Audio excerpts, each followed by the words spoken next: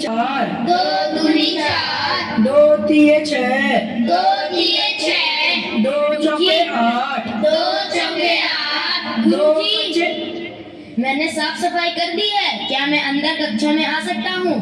नहीं गुरुजी, वह नीची जाति का लड़का है, अगर वह कक्षा में आता है तो हम सब नहीं पढ़ेंगे। हाँ हाँ, हम नहीं पढ़ेंगे, हम नहीं पढ़ेंगे। हाँ हाँ ठीक है।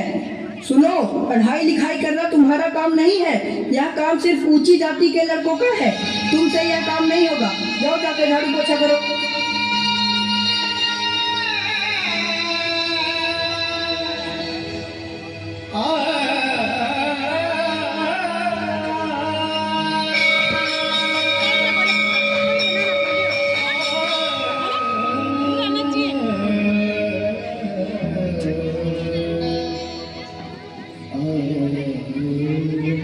सुनो, मुझे भी प्यास लगी है, थोड़ा पानी पिला दो, भगवान की मेहरबानी होगी। ए महार जाति का लड़का, तुम यहाँ क्या कर रहे हो?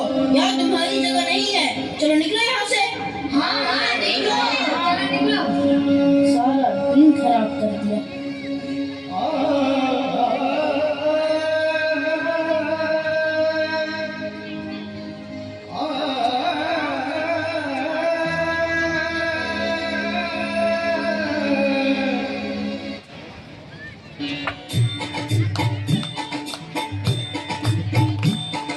जगद्गुरु प्रभु जी नमो नमः। जगद्गुरु प्रभु जी नमो नमः। तुम यहाँ क्या कर रहे हो? पंडित जी, मुझे भी भगवान का दर्शन करना है, मुझे भी आशीर्वाद लेनी है। तुम यहाँ नहीं आ सकते।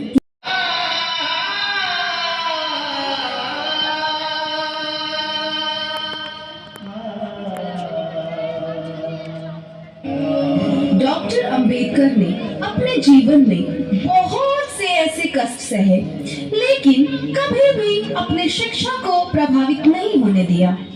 वह हर दिन 14 से 18 घंटे तक अध्ययन किया करते थे। शिक्षा के प्रति उनकी ललक और जी तोड़ मेहनत का ही परिणाम था कि बड़ौदा के शाहू महाराज जी ने उन्हें उच्च शिक्षा के लिए इंग्लैंड भेज दिया था। लंदन प्रवास के दौरान वे हर रोज लाइब्रेरी में जाया करते थे और घंटों पढ़ाई किया करते थे। इसके बाद बाबा साहब भीमराव अंबेडकर ने यूरोप के भिन्न भिन्न विश्वविद्यालयों से 4 विषयों में पीएचडी की उपाधि हासिल की। भीमराव अंबेडकर भारतीय इतिहास के ऐसे इकलौते व्यक्ति हैं जिन्होंने दलितों और वंचितों को सामाजिक अधिकार दिलाने के लिए अपना संपूर्ण जीवन समर्पित कर दिया। हम आदि से अंत तक भारतीय हैं। महात्मा आए और चले गए, परंतु अछूत अछूत ही बने हुए हैं। जाति एक धारणा है जो मन की अवस्था मात्र है। कुछ लोग सोचते हैं कि धर्म समाज के लिए आवश्यक नहीं है। मैं यह दृष्टि नहीं रखता। मैं धर्म की नींव को समाज के जीवन और प्रथाओं के लिए आवश्यक मानता हूँ। परंतु जो धर्म जन्म से एक को श्रेष्ठ और दूसरे को नीच बनाए रखे, वह धर्म नहीं गुलाम बनाए रखने का षड्यंत्र है। यदि हम एक संयुक्त एकीकृत आधुनिक भारत चाहते हैं तो सभी धर्म शास्त्रों की संप्रभुता का अंत होना चाहिए। धर्म मनुष्य के लिए है, न कि मनुष्य धर्म के। व्यक्ति आप पर शासन करने लगता है। मैं राजनीति में सुख भोगने नहीं, बल्कि अपने सभी दबे कुचले भाइयों को उनके अधिकार दिलाने आया हूँ। ज्ञान हर व्यक्ति के जीवन का आधार है। शिक्षा महिलाओं के लिए भी उतनी ही जरूरी है जितनी पुरुषों के लिए।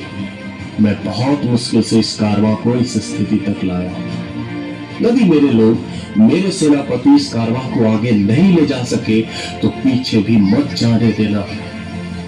बाबा साहब भीमराव अंबेडकर की जय। बाबा साहब भीमराव अंबेडकर की जय। मेरे नाम की जय जयकार करने से अच्छा है मेरे बताए हुए रास्ते पर चलें। धन्यवाद।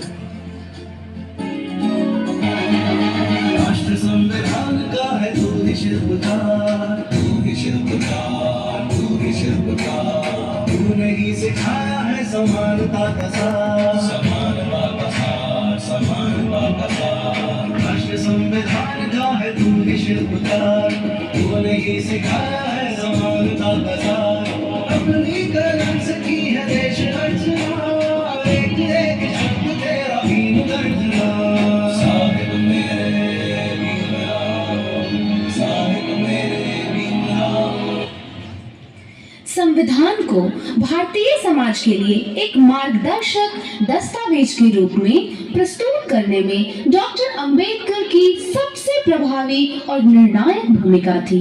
26 नवंबर 1949 को संविधान सभा ने संविधान के उस प्रारूप को स्वीकार किया जिसे भीमराव अंबेडकर की अध्यक्षता में ड्राफ्टिंग कमेटी ने तैयार किया था। इसी रूप में संविधान 26 जनवरी 1950 को लागू हुआ और भारत एक रिपब्लिक बना।